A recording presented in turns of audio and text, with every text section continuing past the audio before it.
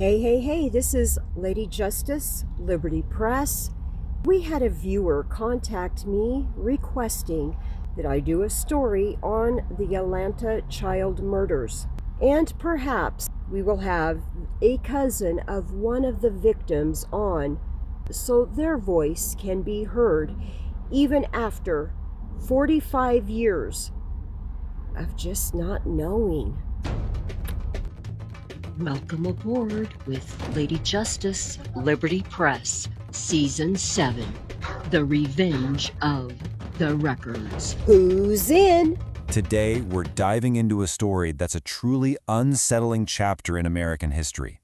It's about a city completely paralyzed by terror, a scientific breakthrough that literally changed the game for forensics, and one single question that has haunted an entire community for more than 40 years. And that's really the heart of the mystery we're exploring. I mean, think about it. One man was convicted, the killing stopped cold, so the case was officially closed, right? So what on earth could have happened to make Atlanta's mayor reopen this incredibly painful wound 4 whole decades down the road? And this wasn't some symbolic gesture or just a historical review. No, this was a full-blown modern forensic reinvestigation. The goal was actually pretty simple, but also incredibly profound. Use the power of today's DNA technology to finally, hopefully, get the truth for these families who've been waiting a lifetime for real answers. To really get why this case still has such a powerful grip on the city, you have to go back. We need to go back to when the nightmare first started, back to a time when parents were terrified to let their own kids play outside. You know, this wasn't some quick crime spree. This was a 22-month-long reign of terror. It all started in July of '79, and throughout 1980, the disappearances just kept escalating, and the city was gripped in this constant state of fear. And get this, it took 16 long months for the FBI to officially step in and help. The nightmare only seemed to end in June of 1981, when an arrest was finally made, and just like that, the killing stopped. And the pattern of who was being targeted, it was terrifyingly specific. Every single one of the victims was African American. And while the ages did range a bit, the vast majority, 22 of them, were just kids, all under the age of 17. They were vanishing, sometimes in broad daylight, from public places, and their bodies were later found dumped in these isolated, wooded areas. This quote, right here, it really gets to the heart of the community's anguish and anger. The official response from law enforcement was just tragically slow, and a lot of people believed, and still believe, it was because the victims were poor and black. It really wasn't until grassroots groups, like the Committee to Stop Children's Murders, started demanding action that the authorities really started to take it seriously. So, after months and months of dead ends, how did they finally catch a break? Well, the investigation had a major turning point. But it wasn't an eyewitness. It wasn't a confession. It was something microscopic, evidence that would basically pioneer a whole new way of solving crimes. Okay, so this right here is probably the most crucial point to understand. Wayne Williams was never actually tried or convicted for murdering a single one of the children. He was convicted for the murder of 2 adults, Nathaniel Cater and Jimmy Ray Payne. After that conviction, law enforcement basically held a press conference, declared him responsible for the rest of the murders, and just closed the books on all those kids' cases without ever taking them to trial.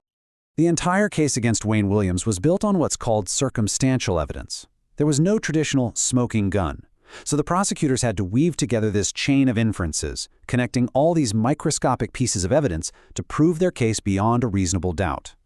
And this number is what sealed his fate.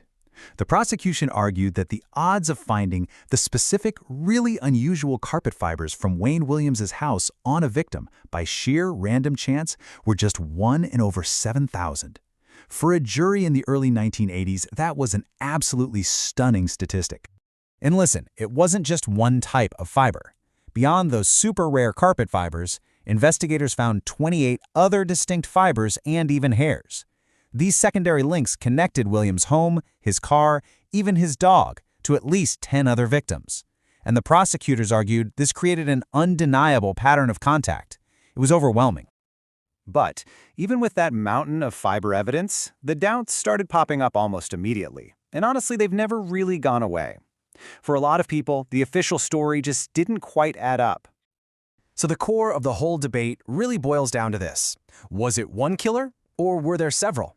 People who stand by the official story, they point to two really key facts. The fiber evidence was massive, and that specific pattern of strangulation killings stopped the second Williams was arrested.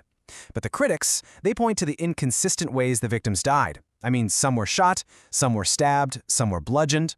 They argue that a bunch of unrelated crimes were probably just bundled together to give the city a quick resolution. And right here, you can see the central paradox of this whole case. The very strategy that was used to give the city closure is exactly what has fueled 4 decades of doubt. But just convicting Williams for the 2 adult murders and then administratively closing the rest, the city got to avoid dozens of long, painful trials. But in doing that, they denied all those families their day in court, and they left behind this legacy of unanswered questions. Which, of course, brings us right back to today. With all these questions still hanging in the air, investigators turned to the one tool they just didn't have back in 1981, modern DNA analysis. So all the evidence that had just been sitting in storage for decades was carefully packed up and sent to this specialized lab out in Utah.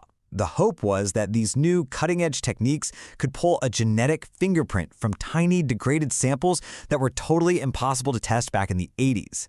This could finally confirm or, refute all that fiber evidence. But here's the current mystery. The evidence was sent for testing years ago. So why the complete silence? Why haven't the results ever been released? At this point, the lack of an answer has become almost as big a part of the story as the original crimes themselves. So what can we really make of this silence? I mean, logically, if the DNA came back and confirmed Wayne Williams' guilt, you'd think there'd be a quick press conference, right? Case closed again. But if it excluded him or implicated someone else, well, those results would be a legal and political bombshell. The fact that years have passed with no word at all suggests that the findings must be incredibly complex, incredibly sensitive, or maybe just inconclusive. The entire official history of the case is just hanging in the balance.